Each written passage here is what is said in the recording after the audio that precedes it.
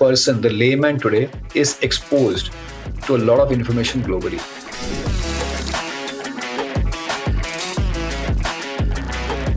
Today, he knows what is happening in the US in terms of ETFs. He's aware that there's a robotics ETF. And if it's not available here, he wants to invest it there. He also has the perspective now. He wants to take that risk. He has that money. He will invest through a platform and he will access that robotics ETF. So I think customer demand and an overall favorable situation are leading to this paradigm shift in terms of how people are investing. We've been exposed to different trends which are happening globally, and especially now the younger generation believes that it's good to spend money. I keep hearing, "Agar kharchenge nahi to kamane ki akal kahan se aayegi?" Yes, now we are talking about alternate investments, about the HNIs and the ultra HNIs. We are talking about the global trends. Why don't you, for the sake of our viewers, talk a little more on the GIFT City, please? The big difference which has happened over the last 30 years is that we moved from a mindset of scarcity to a mindset of abundance. This is probably something which is the closest in terms of connect to the world. You can invest in dollars, you can disinvest in dollars, and this is what global investors want. Everybody, every type of investor will find something to like about GIFT City, whether it's an institutional investor, whether it's a family office, whether it's an individual investor. So this is just the beginning.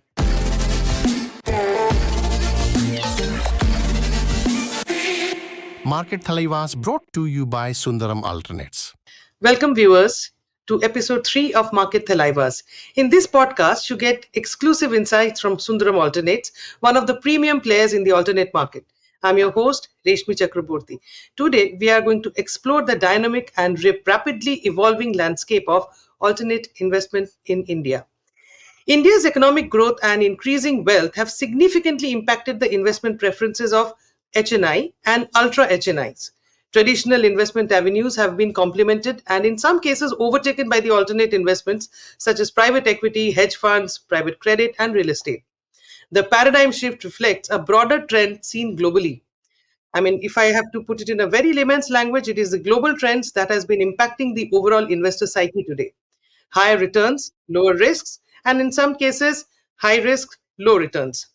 In this episode, we will delve into why alternate investments are gaining prominence and opportunities and challenges they present, and how investors can effectively integrate them into their portfolios. Joining us today in the conversation is our MD, Mr. Vikaas M Sachdeva from Sundaram Alternates, who will share his expertise on the growing appeal of alternate investments, especially in the context of India's changing investment landscape. Hi, Vikaas. Welcome to the show. Over to you for some time. Audience would definitely like to hear from you on this shift that has happened in the investment scenario. Good afternoon, Reshmi. Thank you for having me. You actually touched upon a very important paradigm shift which is currently happening, in this part of the world.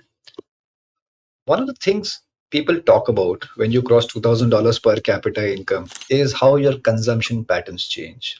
Because the significance of $2,000 per capita income, for those who are not aware, is that it is believed that till the time a country's per capita income is below $2,000 below $2,000, a lot of that gets into surviving. Yes. Food, shelter, clothing, etc., etc. Mm-hmm. But once you cross $2,000 per capita income, you're not going to double the amount of food you eat. You're not going to double the number of clothes you wear. What you're going to do is get into premiumization. The quality of protein in your food will increase. The quality of clothes which you wear will start changing. So this is a fairly documented thing. Any country which goes through that is supposed to be a very significant inflection point. And globally, it is tracked because consumption primarily starts jumping. However, one very interesting thing is, in most people probably don't realize that investment patterns also change. Okay, it's not the quintessential FDs and all those and the like which gain prominence. You see a lot of financialization of savings.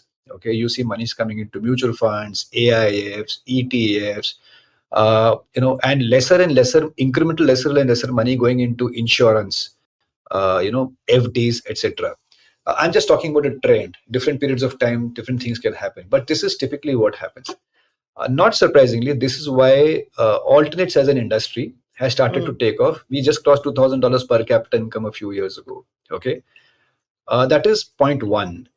Point two is traditionally if you see the way our fathers and mothers have thought about it, and their fathers and mothers before that, it was always savings. Yes. कि FD में पैसा डाल दो, या कमरे में बर्नी में किधर छुपा दो पैसा for a rainy day. And it was not surprising because the whole country was actually from operating from a mindset of scarcity. What if tomorrow I need money? What if this happens? So let me just save for a rainy day. The big difference which has happened over the last 30 years is that we moved from a mindset of scarcity to a mindset of abundance. Mm. Okay, generations of people, starting with my generation, have come in with no baggage of the past. Okay, we've been exposed to different trends which are happening globally, and especially now the younger generation believes that it's good to spend money. Like, I keep hearing, अगर खर्चेंगे नहीं तो कमाने की अक्ल कहाँ से आएगी? Okay, but more importantly, saving in the right places, taking a bit of risk here and there, because the mindset is abundance. We are creating money, not we are not saving money. Mm. So that's probably a very significant shift which has happened, which is why you're now seeing a rapid growth. Most of the growth which you see in most of the conventional avenues or the new age avenues has happened around 2018, 20, Correct. 22, whether it's broking, mutual funds, Mm. and it just typically coincides with what we're talking about. The third thing, and I think this is an equally important thing which most people don't look at, that the average person, the layman today, is exposed to a lot of information globally. Today, he knows what is happening in the US in terms of ETFs. He's aware that there's a robotics ETF. And if it's not available here, he wants to invest it there. So there's technology, there's a platform, there's a product, and he also has the perspective now. He wants to take that risk. He has that money. He will invest through a platform and he will access that robotics ETF. So I think customer demand and an overall favorable situation are leading to this paradigm shift in terms of how people are investing. Correct, Vikas. I mean, if I have to summarize as to what I could understand right now, you said is that India is now a land of Gen Z millennials. And the parents, like our parents, everybody, in fact, we are also in a phase of accumulation for them. They are spending more. As a result, the discretionary spending, the power of discretionary spending has kind of increased. From consumption patterns have increased, and so has the lifestyle increased. So wherever there is an industry, there has been a complete bull run there because of us inducing these kind of lifestyles. How would it percolate to an investor's level from a global perspective? I want to understand the global phenomenon on Indian economy today. So two parts to the answer here. One is globally people are very bullish on India, and it depends on different parts. So if you go to Europe, if you go to the US, the bullishness is more on equity. If you come closer home, the Middle East, there's an equal amount of interest, if not bullishness, on private credit. Right. Okay, that's because we are opening up. We are also reaching out to people. We've got a strong political leadership, etc., etc., etc. So I think that is, in fact, sort of changing the perception of India to the world. But let me get into data. If you look at it, once you reach a certain stage in terms of your portfolio allocation, let's talk about a global investor. Let's talk about an investor in the US, who's been investing in emerging economies across various asset classes over a number of years. The average HNI there has started looking very closely at risk-adjusted returns. There's a study which has been done by Morgan Stanley. Okay, this is over a 30-year time frame, and it talks about three portfolios, 100% stocks on a risk return paradigm. We are so used to that, so I'm just probably Yeah. starting to signify that from 100% say bond portfolio to 100% stock portfolio and a 50-50 stock and bond portfolio. If you add 20% alternates, hedge funds, market neutral strategies, etc., etc., to the 100% bond strategy, to the 100% stock strategy, and the 50-50% strategy. So like 80% bonds, 20% alternates, 80% stocks, 20% bond alternates, and 40-40-20. Over a 30-year time frame, it has been proven that the addition of alternates has brought down volatility and has increased the returns. So not only have the risk-adjusted returns done well, in absolute terms, the returns have done well. And this is a Morgan Stanley study. It is open to public discussion. You can have a look at it. I foresee that this is also going to come to India. So already people are talking about where can I get more predictable returns. People are talking about factor investing. If you look around the mutual fund industry, you will find that ETFs are doing very, very well. Okay, so Correct. people are now starting to understand the difference between alpha and beta. You will start seeing a lot of structured products coming in. You will find a lot of innovation happening. You have platforms like Gift City, for example, which allow a lot of innovation. The government has given you a sandbox in terms of what you can do, what you can't do. In an AIF, you can leverage investments, you can go short in Cat 3 funds. So I think this is what is of great interest, and we are just at the inflection point right now. There's a long runway. So, long answer to a short question. You asked me about global perception of investors. A, perception towards India is increasing. B, we are learning from what the behavior pattern of global investors, particularly individual investors, has been, to start seeing what is going to happen in our country. So, coming back to your last answer, I mean, one of the sweet spots which I would like to harp on is you have spoken about Gift City. I want to hear from you a little more on the Gift City piece because, yes, now we are talking about alternate investments, about the HNIs and the ultra HNIs. We are talking about the global trends. Why don't you, for the sake of our viewers, talk a little more on the Gift City piece? Well, I can't talk a little more. I have to talk an entire episode, but Yeah. I'll just give you very quickly of what's Mhm. happening. It's a revolution happening. Okay, Yeah. from all perspectives. If anybody has been to Gift City, you would realize that it is a state of the art sort of campus which is coming up. It's attracting the best of global talent. Okay, Mhm. and my sense is in the next 5 years, this will have its place under the sun. See, most people are still not committing fully to Gift City in terms of setting up base. There's a lot of commitment already, but not committing fully because they would like to see what's going to happen in the elections. Political continuity or political stability is very important for global investors. I think come June, come July, if there is continuity of leadership, you would find that a lot more people will come to Gift City. So why is Gift City so important? I think in terms of approvals processes, there's a common regulator called IFSCA, Yeah. in which has been blessed by RBI, SEBI, IRDA, etc. So the ability to take decisions is much faster there. B, there are a lot of SOPs in terms of tax incentives, which can be rolled out to investors there. Three, the amount of innovation which can happen there is quite mind-boggling. And four, this is probably something which is the closest in terms of connect to the world. You can invest in dollars, you can disinvest in dollars, and this is what global investors want. At this point of time, you have a cross section of people setting up base in Gift City, which gives comfort to the investor. There are custodians, there are banks, there are broking entities, there are wealth management firms, there are asset management companies, and the like, which are setting up base there.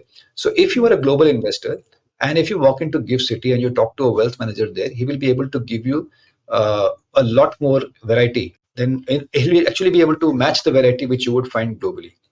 Also, for people who want to send money overseas, the LRS part Mm. of it, this is a very fertile sort of an environment where people can come in, pick and choose what they want, and make money out of that. So I'm just giving a very quick snapshot. Like I said, I can go on, and I've done lots of presentations on this. It's ideal. Every type of investor will find something to like about Gift City, whether it's an institutional investor, whether it's a family office, whether it's an individual investor. So this is just the beginning. Ah, amazing. So we would definitely need one more, full on Gift City because I am sure our viewers would like to know more about it. But Sure. coming back to the Ultra HNI and the HNI segment, Vikas, I want to understand a lot is happening at the regulatory side also. We get to hear new news every day from the regulator side. What is your key takeaways from this, particularly the regulatory changes that is happening? How it is going to impact the investment psyche or the shift in mindset? Is it going to be a hindrance or is it going to take it forward? How do you see and visualize the future for this? See, I worked very closely with the regulator. Mm-hmm. Okay. I've been part of AMFI committees. I've been on part of the Mutual Fund Advisory Council. And my simple learning has been that the people at the regulators level have tons of information at their fingertips, and there are extremely smart people out there. Hmm. So if there is a regulation which comes about, if there is something which they are talking about, a circular gate which comes in, there is something which has prompted that. It may not be very obvious initially, but over a period of time, as events play out, you do realize that stuff which the regulator has done is probably helping now rather than what we thought earlier. It's true for any regulator. You talk about Hmm. RBI, you talk about SEBI, you talk about IRDA. I'm not trying to say that everything is black or white. I'm just saying that there's a lot of gray which the regulator is aware of. and the regulator's primary responsibility is to protect the investor. And I think they're doing a wonderful, wonderful job of that. Over so many years, I think my respect for the way things happen there uh, has tremendously increased. As also the industry associations, which are constantly in touch with the regulator, because the industry associations are the one where feedback keeps funneling back to the regulator, and the impact of whatever the regulation is just comes through. So whether you talk about AMFI, you talk about IVCA, you talk about API, I think it's something which is great. Now, if you talk about the regulator as far as the alternates go, I think we are pretty blessed. The regulator has taken a view willy nilly that this is a sophisticated investor. Okay. And if it's a sophisticated investor, they're willing to give you a sandbox in which to operate in. Okay. You can test Okay. your strategies, you can go back to them, you can ask for information, lots of things you can do. And they're fairly keen to actually promote innovation. So if you see, if there was an innovation index in the industry, A, it would be Hmm. led by alternates, and B, you would find that a lot more things which were not even present 5 years ago are now present, because there's a very proactive view the regulator is taking. They're constantly in touch with global regulators. They have to balance a lot of things locally also. But I think as an industry, they've been very, very encouraging at every platform, at every forum. I hear only the fact that come up with new products, risk adjusted returns, help the investor, protect the investor. Yeah, of course, we will regulate you. We will ask for a few more details, but that's par for the course. Okay, so I think from a regulator point of view, personally, I'm very satisfied. I'm very happy, and that is coming in from years of working together with the regulator and understanding them a little better. I don't, Hmm. I don't want to, I don't get carried away by what comes in the newspapers. I really Hmm. don't. Okay, so for me, there is always something which is happening in the background, which is useful to know. So, as a key takeaway for the investors, it is like the regulators, whatever the changes are happening, is in the interest of the investors and their protection, basically. So, Yes, of course, yes. so the noise or everything in the market is pro-investor. Rather, we are being regulated so that everything is tailored and presented to them that way. And here comes my next question: can you highlight the growth trajectory of the PMS, Cat 2, and the Cat 3 AIFs in the coming, say, 5 years horizon? How would you see the growth happening in this space? Okay, so I think there are various facets to growth. Let me quickly run through them. Hmm. One is product proliferation. I think the number of products which are coming in Yeah. across categories of AIFs, whether it is Cat 1, Cat 2, Cat 3, whether it is private equity, private credit, and the works. I think it's something which is very, very encouraging to see. You're talking about people, the customer is far more aware of what's happening. The customer is demanding a lot of things. And in a product like an AIF, you can create bespoke strategies for a limited number of people, place it privately with them. I think this is something which is fascinating. People are getting away. So when the demand is high and the demand is very focused, you tend to cater to that demand. Uh, Third thing is performance. I think performance is starting to stabilize, and one of the reasons why performance is stabilizing across AIFs is because of regulation. Whether it's setting of benchmarks, whether it is declaration of NAVs, disclosure, transparency. I think that is something which is. But more importantly, what does this translate into portfolios? So there was a survey which was done which talked about investors investing in AIFs. It was a period of 5 years ago, Hmm. today, and what is going to happen 5 years down the line. Okay, Okay. simple survey. Talk to wealth managers, talk to investors, talk to family offices. This survey says that for a category of investment between 5 to 15% of your portfolio in alternates. Hmm. So, for example, if you have $100,000, uh, would you invest $5,000 to $15,000 in AIFs? So that was a ballpark question. The answer to that was less than 5%. Less than 5% of the people would invest between 5 to 15% of their portfolios 5 years ago. Okay. That number is today 20%. 20% of investors have already said that. And it is expected to be over 40% in the next 5 years. That's Okay. phenomenal growth. That's phenomenal That's shift phenomenal. in mind. Now, growth will always attract competition. Hmm. Okay, a lot of smart minds have come into the business. So, on an average, I think there are some 5 to 600 PMS schemes, 5 to 600 AIFs. It's an Absolutely. industry which is evolving pretty fast on its own, and I think unlike most other industries, this is something where competition Hmm. is making sure that you are on your toes all the time and you give investors better and better things to experience.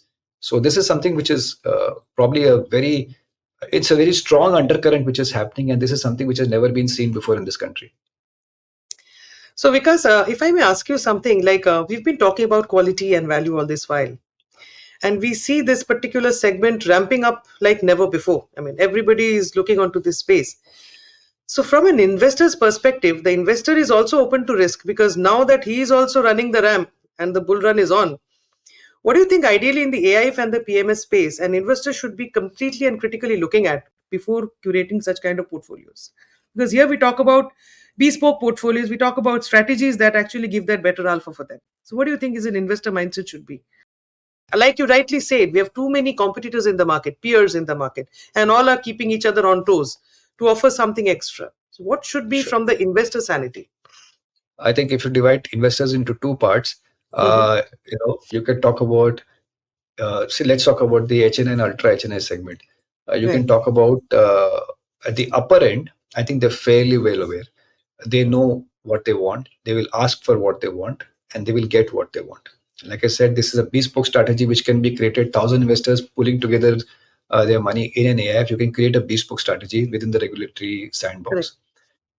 If I can use the term retail HNIs, which are at the lower end of the spectrum, 50 Mm. lakhs to 1 crore, you would find that a lot more education needs to be done there. And I think that is something which the industry is already undertaking. So the industry is already undertaking a lot of training programs, exploratory programs.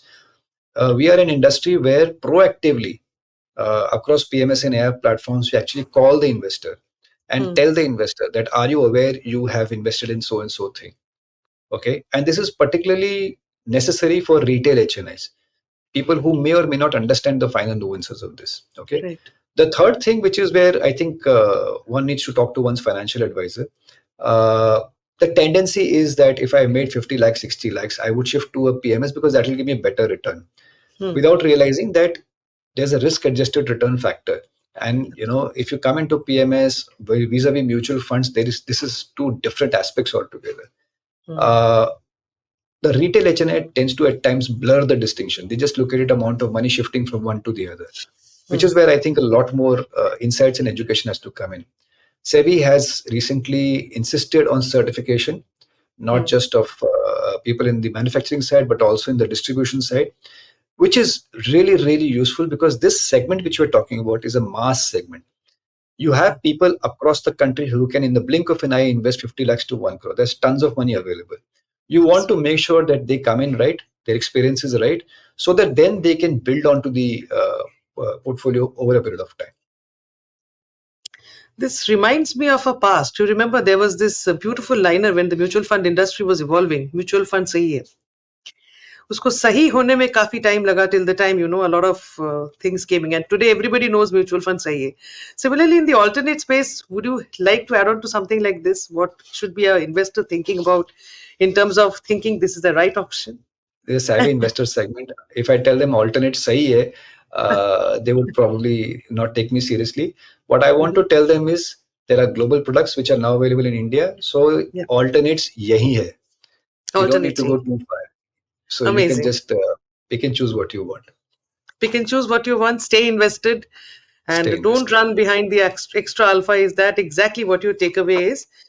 Now, young Gen Zs, I mean, why I'm reiterating is because if you see typically the geographies of the metro cities, the young Gen Zs are looking for that extra bit.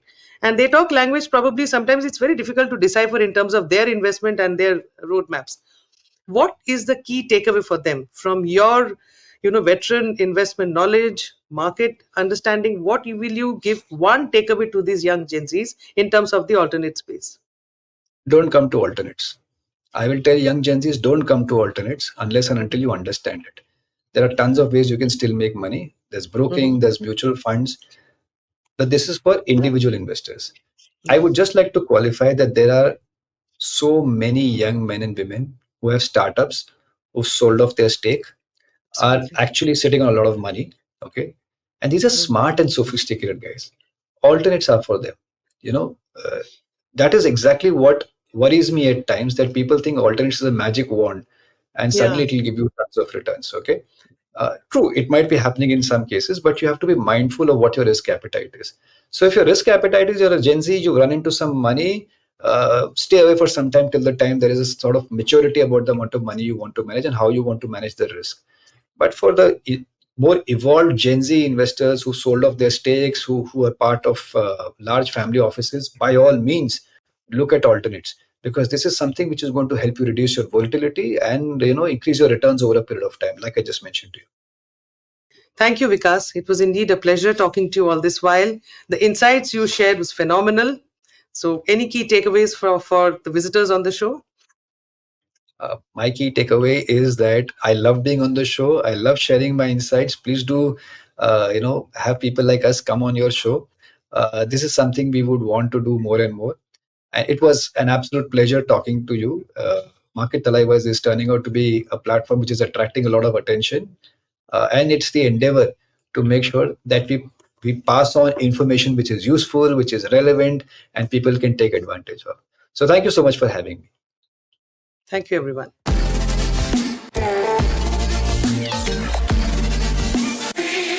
Market Thalaivas brought to you by Sundaram Alternates.